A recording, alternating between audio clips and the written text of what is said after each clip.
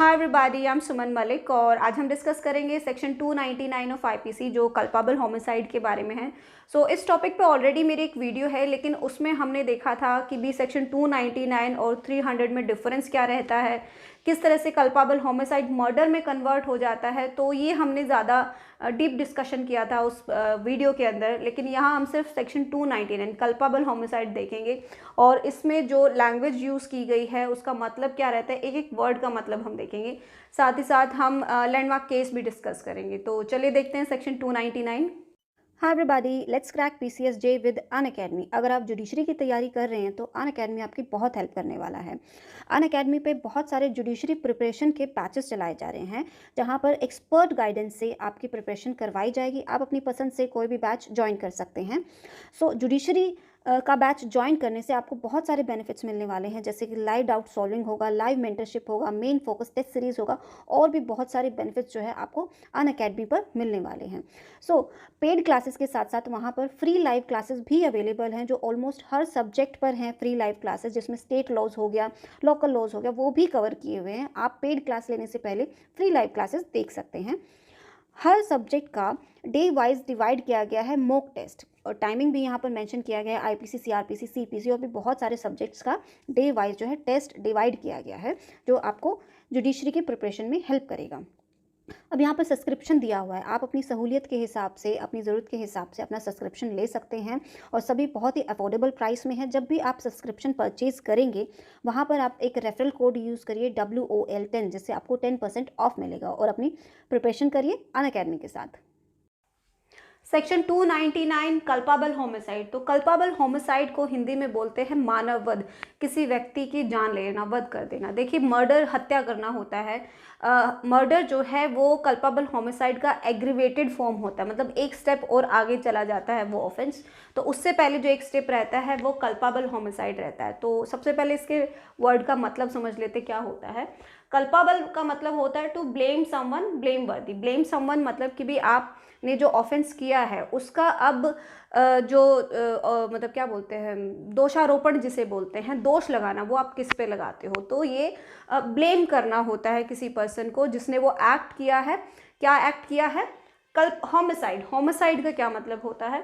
The crime of killing a person. जब एक व्यक्ति किसी दूसरे व्यक्ति की जान ले लेता है, मार देता है, तो वो होमिसाइड रहता है। तो कल्पेबल होमिसाइड का अगर हम जोड़कर देखें तो ये मतलब बनता है कि किसी व्यक्ति की हत्या करने का जो दोष है वो कल्पेबल होमिसाइड रहता है। Okay, so natural death is not homicide. इसके लिए इंपॉर्टेंट ये रहता है कि भी एक अननेचुरल डेथ होनी चाहिए। नेचुरल डेथ होती है कि कोई अपना सारा जीवन जीता है एक नेचुरल लाइफ में और वो अपने आप ही मर जाता है, मतलब एक एज के बाद इंसान मर जाता है, तो वो नेचुरल होता है। लेकिन यहाँ पर अननेचुरल होना चाहिए, किसी एक पर्सन के द्वारा दूसरे पर्सन को मार देना, तो ये होमिसाइड है। ओके, तो इसमें एक चीज़ और इम्पॉर्टेंट है कि भी जो दोनों पर्सन है, जो डिसीज्ड है और जो एक्यूज्ड है, वो दोनों ही ह्यूमन बीइंग होने चाहिए। ऐसे नहीं कि आदमी किसी जानवर को मारे या जानवर के द्वारा किसी आदमी को मारा गया तो वो होमिसाइड नहीं होता है। इसमें दोनों ही पार्टीज जो है वो ह्यूमन बीइंग होनी चाहिए। ओके, नेक्स्ट देखते हैं सेक्शन 299 को अब डिटेल में देख लेते हैं। सबसे पहली लाइन है who ever causes death by an act. कोई भी व्यक्ति अगर किसी की डेथ कोज करता है कोई एक्ट करके। अब ये एक्ट का क्या मतलब रहता है? देखिए, एक्ट कुछ भी हो सकता है, जैसे कि आप किसी को गोली मारकर उसकी हत्या कर रहे हो, या फिर आप उसे डुबा कर मार रहे हो, भूखा मार के मार रहे हो, या फिर उसकी पिटाई करके मार रहे हो, चाकू से, तलवार से, किसी चीज़ से मार रहे हो, कुछ भी हो सकता है। उस एक्ट का रिजल्ट जो उस पर्सन की डेथ होना चाहिए। अब ये कोई एक सिंगल एक्ट भी हो सकता है और सीरीज ऑफ एक्ट भी हो सकता है। सिंगल एक्ट जैसे आपने उसे गोली मारी और वो मर गया। सीरीज ऑफ एक्ट होता है कि आप किसी पर्सन को रोज़ थोड़ा थोड़ा जहर दे रहे हो और फाइनली क्या हुआ, 10 दिन 15 दिन बाद वो उस जहर की वजह से वो पर्सन मर गया। तो ये सीरीज ऑफ एक्ट, बहुत सारे एक्ट करने के बाद फाइनली उसकी डेथ कोज हुई है, ये एक्ट का मतलब रहता है।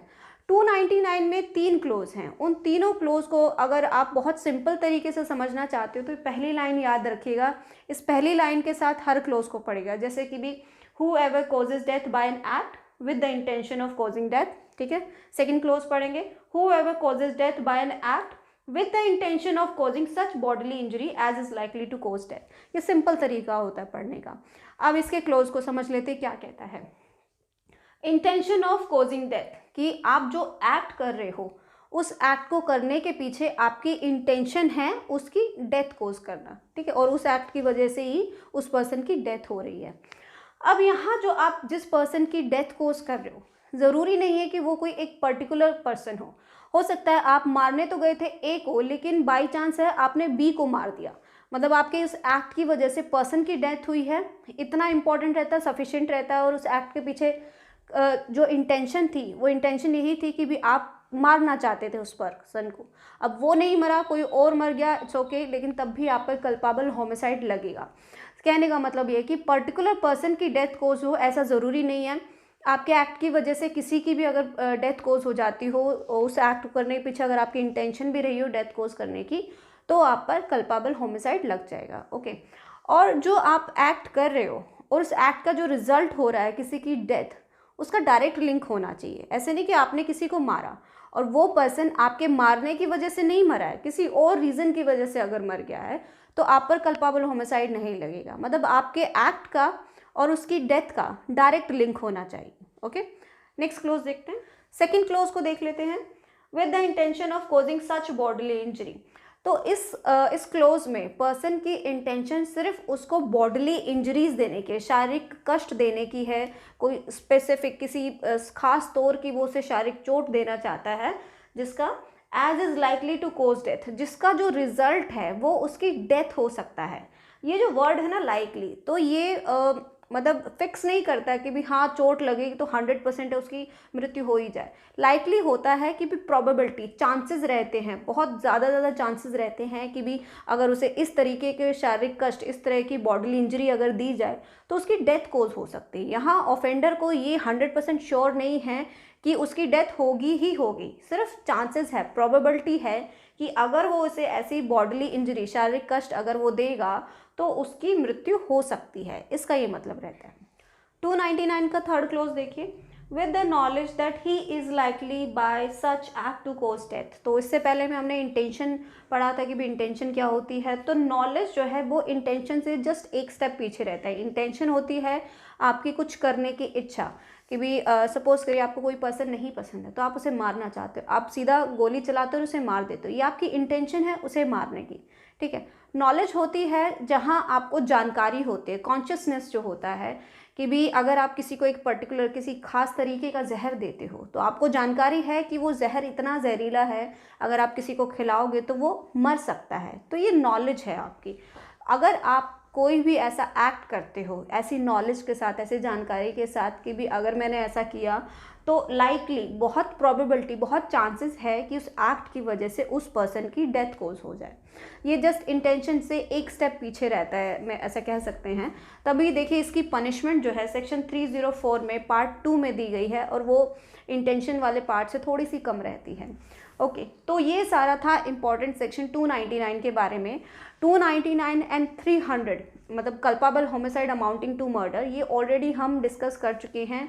उस वीडियो का लिंक मैं यहाँ डाल दूँगी, आप प्लीज़ देख लीजिएगा। उसमें मैंने बहुत सारे लैंडमार्क केसेस भी डिस्कस करे हैं। फिर भी अगर किसी को कोई डाउट रह जाता है तो प्लीज़ कमेंट करिए, मैं आपका आंसर करूँगी। And thank you for watching.